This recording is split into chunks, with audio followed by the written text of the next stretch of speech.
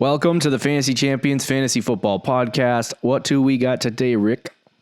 We got our Week 4 trade targets.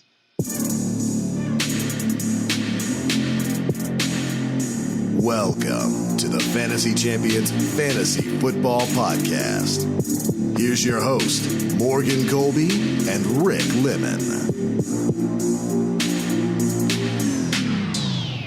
What's going on, Fantasy Champs? Trade targets Week 4. Everyone's favorite episode. We got quite a large quantity of topics to discuss. More specifically, just trade targets. I was going to say nothing's changed. We don't have a million topics. So we're going to do our trade targets for Week 4 on this episode today. Before we jump into that, check out our website, thefantasychampions.com. Follow us on Twitter at @TheFFChamps, on Instagram at @TheFantasyChampions. If you like us, you can like us at facebook.com/TheFantasyChampions. If you're listening on Apple Podcasts, Spotify, Stitcher, or any other major podcasting platforms, please subscribe. It's so easy. Yeah, it literally really is the is. easiest thing to do. I don't understand why follow people. us on TikTok. It's like getting people to vote in a fantasy league. Yes, follow us on TikTok. I never mentioned TikTok, but it's kind of awesome. Fantasy Champions. But anyway, it's like doing a league vote and having half the league not vote, and they see it, they view the message, they view the vote message, and they still don't vote. We're saying to you right now, it might just be in spite of you. So they don't do it's true, very true. But please subscribe. It's so easy to do. Just hit the subscribe button. Leave a review and share this podcast with your friends as well.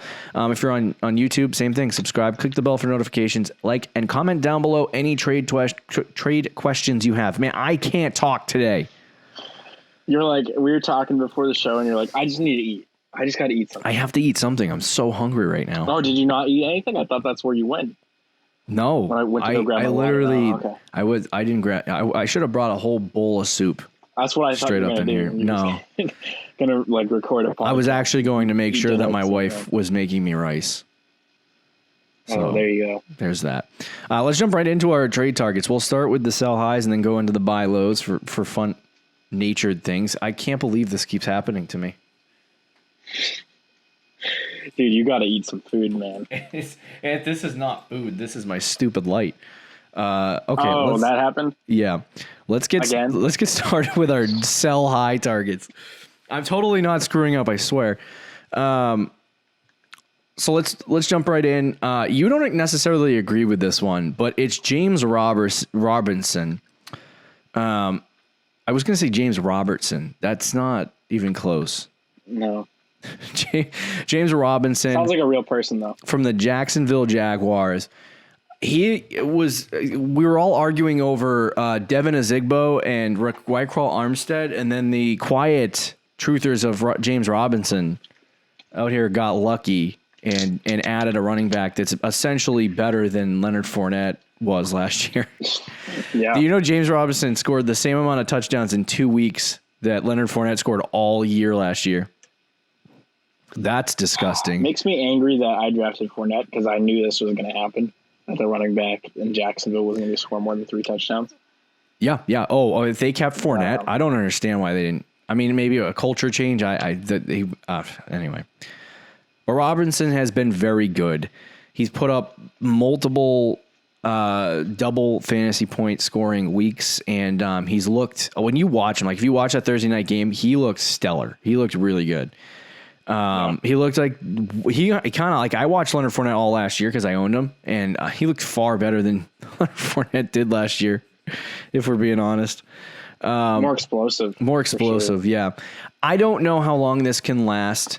I feel like this is a moment where like he's not like, whereas like a guy like, if a guy like Kenyon Drake were to go off, after having a bunch of bad weeks in a row, you would kind of be like, okay, this is what I drafted him to do. James Robinson's the complete opposite. He's a waiver wire pickup that you're kind of like, should I start him? And the people who started him last week were obviously benefiting from it. But a lot of people are having trouble if they have them on their bench they're having trouble starting him. You know what I mean? And like deciding between a couple of different players. And for me, like if he's as good as he has been, then obviously if you trade him, you need to get something good in return. But I would much rather sell James Robinson at his ceiling than hold on to him and be like, oh, he had a 3-point week and I can't sell him anymore. You know what I mean? This is your opportunity. There's somebody in your league that is going to need a running back right now, especially if you're in a 12 team, right? The running back position is so utterly weak right now for 12 team leagues and 14 team leagues if you're into that kind of thing. So James Robinson's a guy that you could definitely sell for something valuable. Don't run around and try to sell him for another running back. That's probably not going to work. But unless it's a buy low running back, but anyway, so yeah, I know you disagree a little bit, but I would sell Robinson, at his point right now, because I don't think it's going to be higher than it is. See, I don't know. I don't really necessarily disagree with this because I think it's not a bad idea. And it's similar to like what I said about Calvin Ridley last week, where you just sell him at the peak value, because I agree. Like he's the RB5 right now in half PPR, I think. And I do not believe he's going to finish at that. But I do really like Allen Robinson. I like him too. But I like James Robinson a lot. I mean, we've seen what he's been able to do the first 3 weeks of the season. You said Allen Robinson. I really enjoy Allen Robinson as well. Well, I like them both, yeah. Because I said Allen Robinson, and then I realized I said Allen Robinson. So, but I like both Robinsons, okay? You're trying. Get off my case. You're anyway, trying. James Robinson.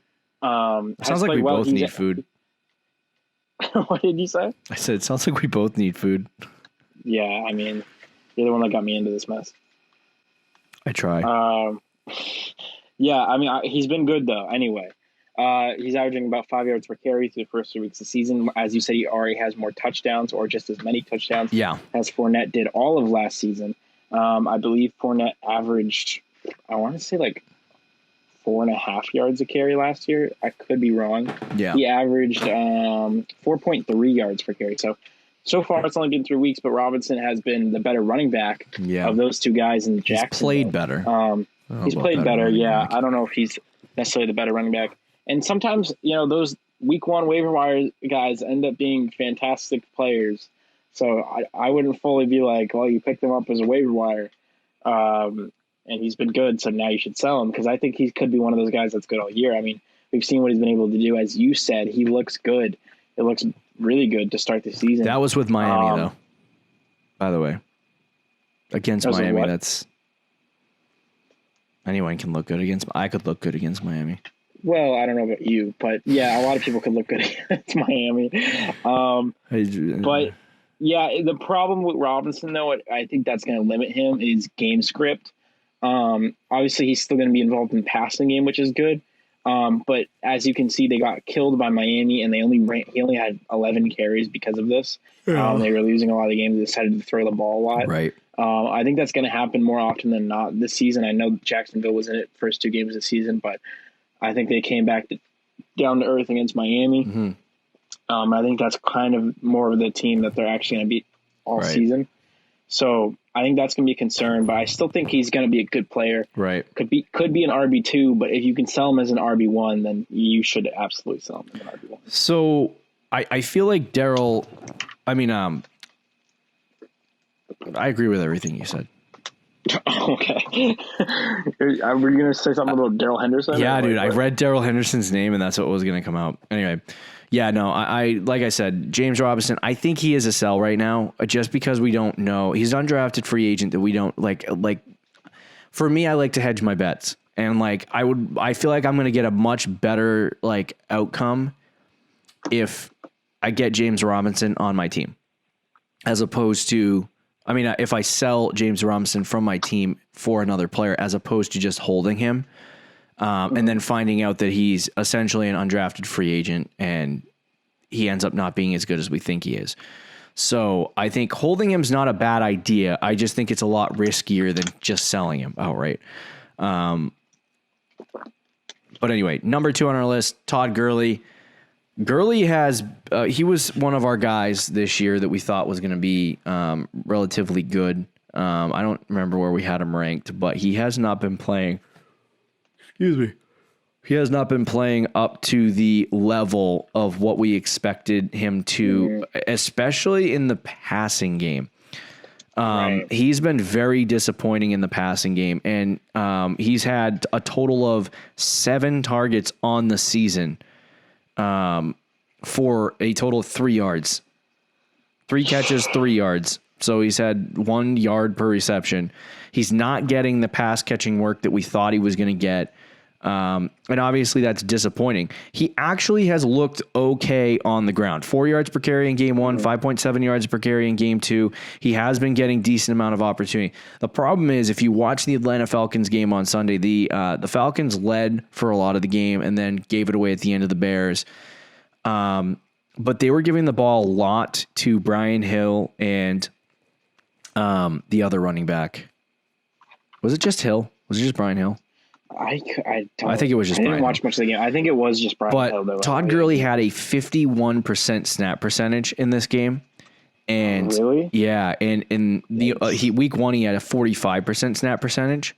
So and I feel like that was just because they were playing Seattle and Seattle was going crazy offensively. They dominated him. But in this game against Chicago, they had a positive game script, and Brian Hill looked like the better running back of the two. Now, Gurley did have a good week with 5.7 yards per carry, 80 yards and a rushing touchdown. So he, for 14 fantasy points, half PPR, that looks good. The big reason why I would sell him right now is he's not getting a huge amount of opportunity through the air and even on the ground, with the exception of the 21 rushes against Dallas in week 2. He's not getting like an average of 18 to 20 rushes per game anyway. So if he's not getting pass catching work and he's in an offense where it's not really efficient running the ball anyway, and they're probably going to be in negative game scripts for a majority of the season where they're going to have to try to pass the ball to get back into games, it just doesn't look good for Todd Gurley in terms of fantasy football for the future. So I would take this 14-point week. I would say to teams, this is Todd Gurley. This is where Todd Gurley we're talking about. He's going to be an RB2. Yeah. Just try to sell the ship, get a wide receiver, and do something like that. I still don't mind Gurley rest of the season, but I would sell him as well. And one of the reasons I was particularly really high on Gurley this year, and I was higher than you on him, was I kind of expected him to do this on the ground. Mm-hmm. I didn't really expect him to rush for 120 yards every game on 25 carries. Like, that wasn't what I was expecting. He didn't do that Gurley with to do. He didn't do that with Los Angeles, though. No, that's true. But I wasn't expecting him to do that. I was expecting him to get, 20 carries for however many yards, and then the 15 carries for 80-something yards. Like, having decent games on the ground, not great. But what made me really like Gurley this offseason was the amount that the Falcons throw the ball and the amount they throw it to Devontae Freeman last season. And Freeman had, I think, like 70 targets last year. Yeah, 14 something like games. that. And Gurley only has, 7 targets through 3 weeks. So it's about 2.5 a game, something like that. I don't know if I did my math right. But which is not good. I mean, I would expected more through the air with Gurley, and I don't know if that's going to change throughout the season, and it's going to limit his ceiling. And what you drafted him hoping he would be, I just don't think he's going to reach that without the receiving game. He's still going to be I think he'll probably be a good flex play week to week. Maybe, even an RB2. But I think if you sell him now he's Todd Gurley, he got 14 points last week. You might be able to get something that's with something that's worth the ceiling that he's at right now. Something that I think is better than Todd Gurley actually will be. I think you can get that out of him. Yeah, agreed. And the third one, I don't necessarily agree with. I personally put him on the list, and I was put him on the list, I put him in the wrong spot on the list. I meant to put him in another category, but in the buy lows. But you said leave him in sell high. He's a good sell high, and I was like, okay, we're gonna talk about this in thorough detail and yell at each other very emphatically. But so I'll just tell you why I think Henderson might be a buy low, but also a decent sell high if you want to make that argument. So is he both? Can you be both at the same time? Maybe. So depends on who owns him. Week 1, Malcolm Brown went out and had a monster game. And in 20 fantasy points, it looked like he might be a guy that takes over that backfield and is the Gurley. Darrell Henderson comes out week 2 and he ends up getting the touchdowns and a little bit of receiving work. And he puts together a 19 fantasy point game against Buffalo, one of the better run stopping defenses in the NFL. He gets 18 fantasy points, 20 rushing attempts for 114 yards and a touchdown. That is impressive. And he looked Gurley-like. That's the big thing. Is you go back and watch that game, he looked like Todd Gurley. Yeah. He looks like the best running back in this offense. And I talked about this last week, that if he came out against the Buffalo Bills and had a really great week, you were talking about Darrell Henderson possibly being the now feature running back for the Rams. And if that continues to happen, now we are concerned about Cam Akers coming back and this still being an RBBC, because there's nothing that has signaled the Rams to say, Darrell Henderson's our guy. You know what I mean? Right. But he has been getting the work.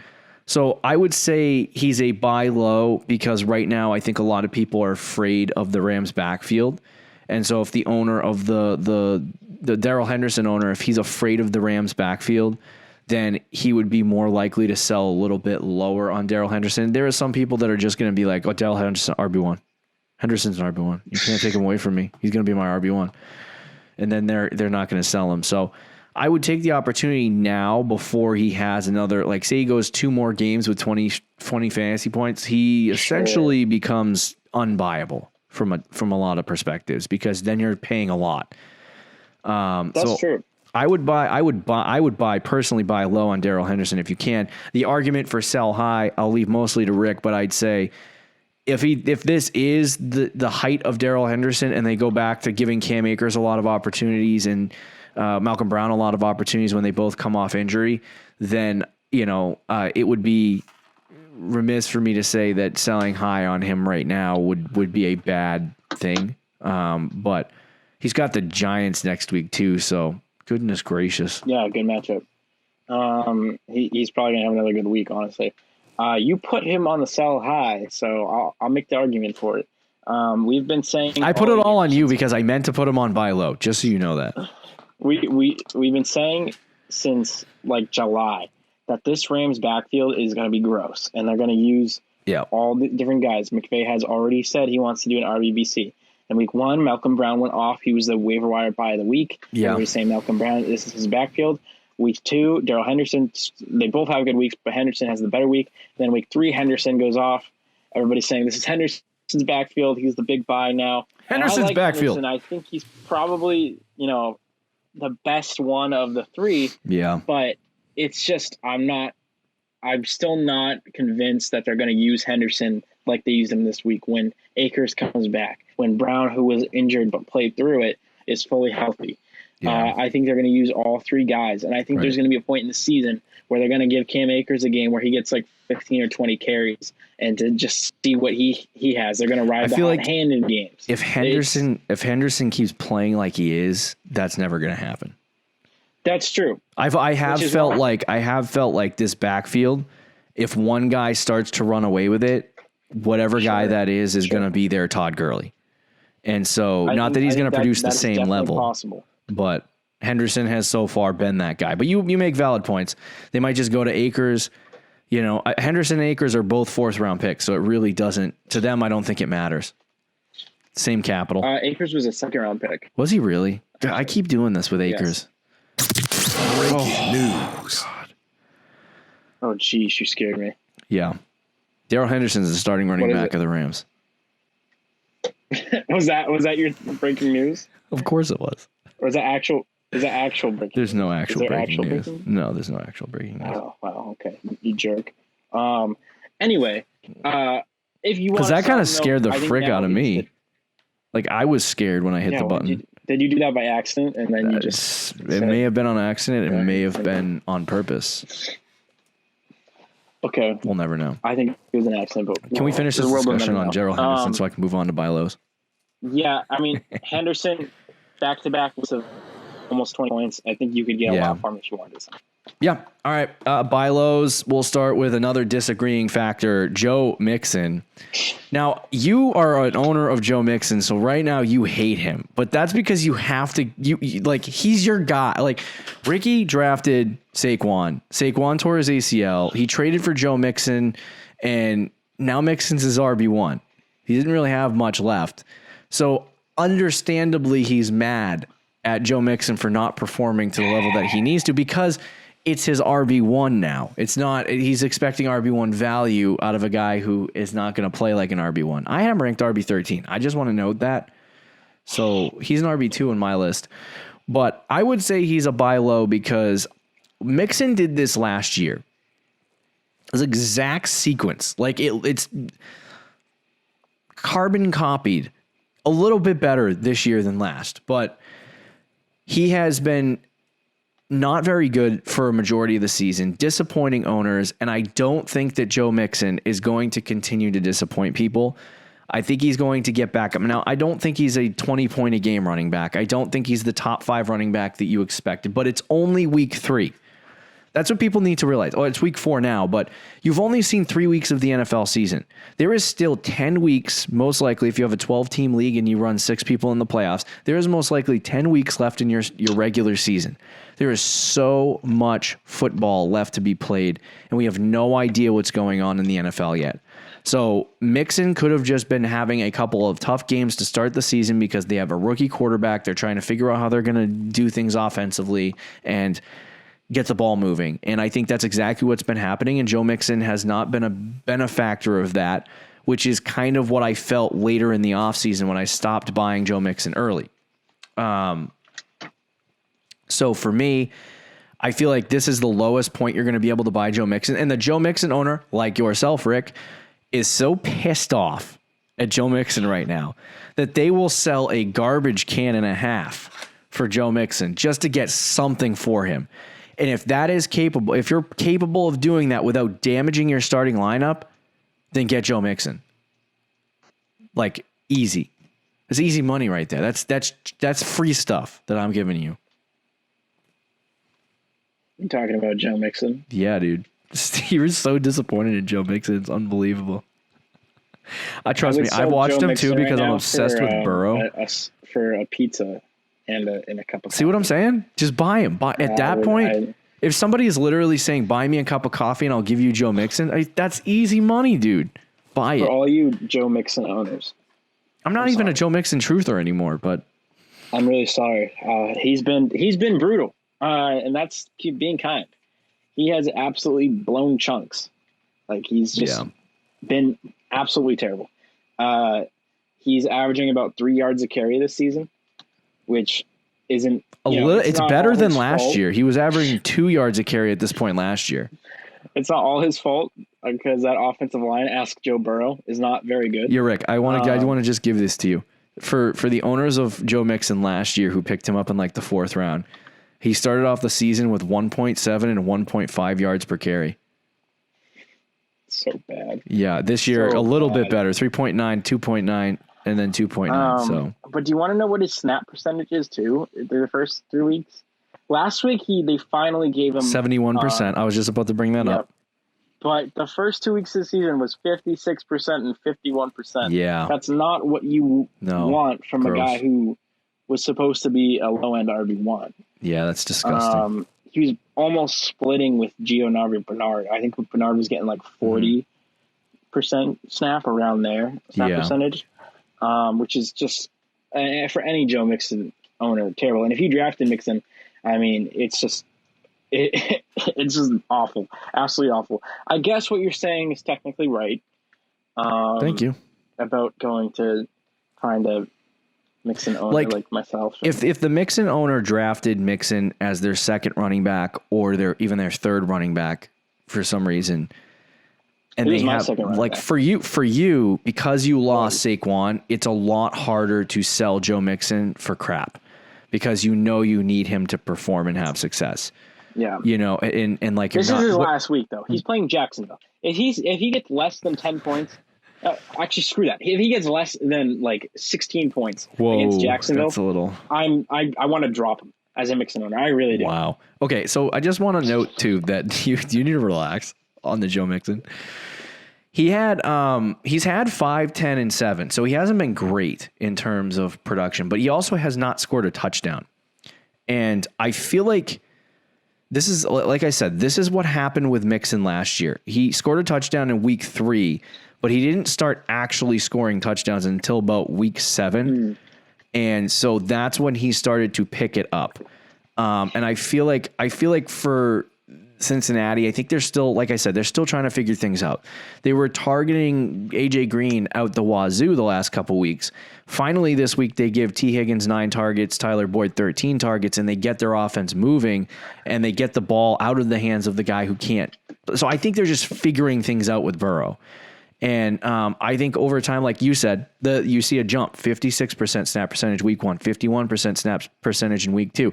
Week 3, 71% snap percentage. So you're starting to see that increase to the point where they're saying, okay, you know what? We need to get our star running back that we're about to pay, or I don't think they already did pay him, on the field for a majority of the snaps.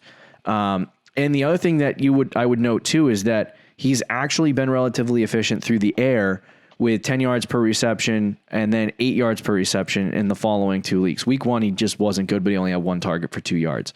1 reception for 2 yards, I should say. So I think there's 2 things for Joe Mixon. I think he's going to get more efficient on the ground, and I think he's also going to start scoring touchdowns. And when that happens, like I said, he's not Todd Gurley, which is what people wanted him to be. He wanted him to be, Zach Taylor's Sean McVay version of Todd Gurley. Like, that's what people wanted from him. He's not going to be that.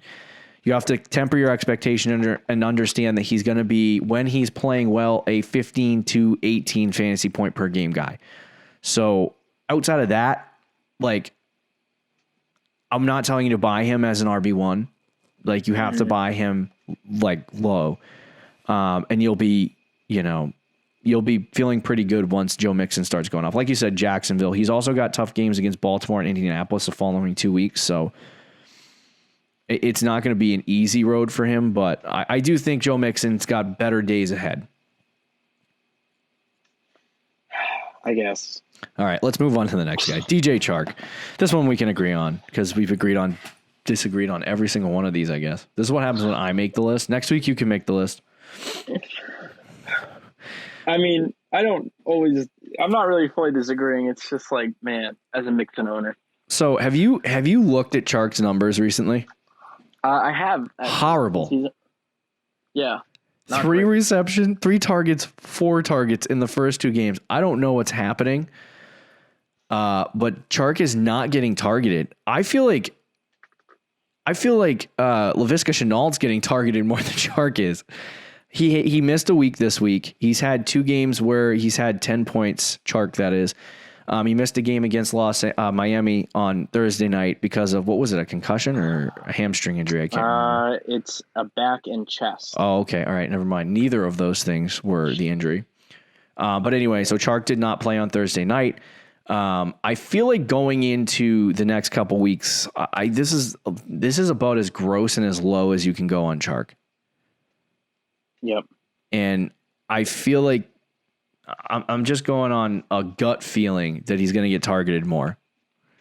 Yeah, I think, for the argument for Chark, he did only get targeted 7 times in the first 2 weeks, which is gross, but he was out in the field 84% of the time in week 1 and 79% in week 2, which led all Jacksonville receivers by a decent amount, I believe. And he was like clearly the number 1 wide receiver. It was just, the simple fact was he just wasn't getting targeted as much as people thought, but he was very efficient with those targets. So if he just gets more targets and he stays being efficient, and he's already the best receiver on that team by, I think, a good amount, even though Shenault, I think, has upside, I think Chark is still the best wide receiver on that team. Yeah. If he is able to play this week, they got 3 very easy matchups coming up against Cincinnati, Houston, Detroit. So he should, if he's going to start blowing up, now's going to be the time he's going to do it if he's healthy. I totally agree. Let's talk about the final guy, Terry McLaurin. Ooh, scary Terry. Scary Terry. So 8 points week 1, 8 fantasy points in PPR in week 1. Arizona, he had 22.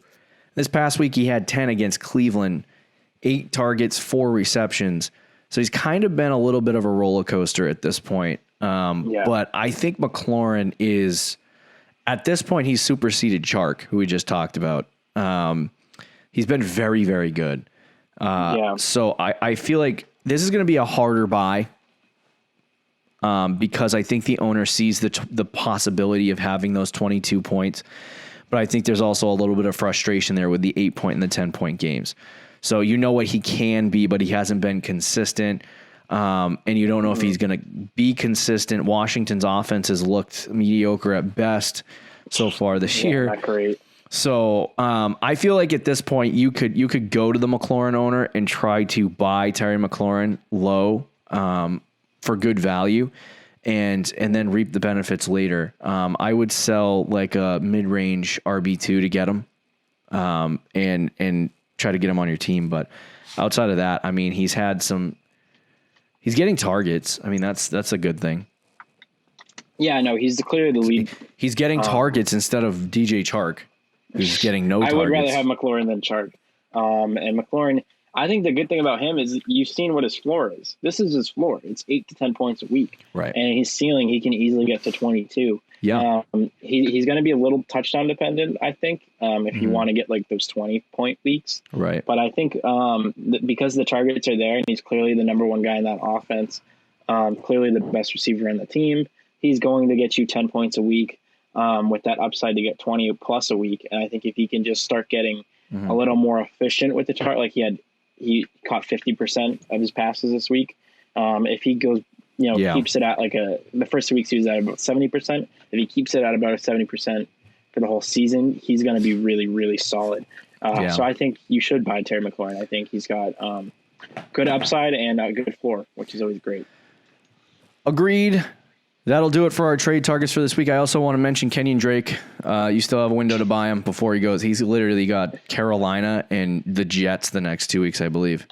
If he doesn't score like 20 plus against the Jets, I don't know. I think it might be it for him. Unbelievable. Well, I mean, they gave literally Indianapolis was blowing out the Jets so hard that they just benched Jonathan Taylor midway through the third quarter. They just took him out of the game. They were like, okay, we're done with this guy. And then Wilkins got like 16 something carries, and no, not Wilkins. Hines got like 16 touches or whatever. But yeah, I don't know. Yeah. I don't know what's going to happen if they just straight blow out the Jets. The Jets are horrible. Over under 2 games. 2 more games for Adam Gase. Under. He's getting fired next week. I think he's got one game in him. They're so bad. It's horrible. You know, that would be good for Le'Veon Bell. Maybe he's a good buy, too. Maybe. That'll do it for this episode of the Fantasy Champions Fantasy Football Podcast. Week 4 trade targets in the books. We're just cruising through week 2. We're cruising through the NFL season. Hopefully we get you some dubs this week. I can get some dubs. Last week I did terrible. Talk to you tomorrow, guys. Later. Thank you for listening to the Fantasy Champions Podcast. Make sure you subscribe on iTunes and YouTube and follow us on Twitter @TheFFChamps.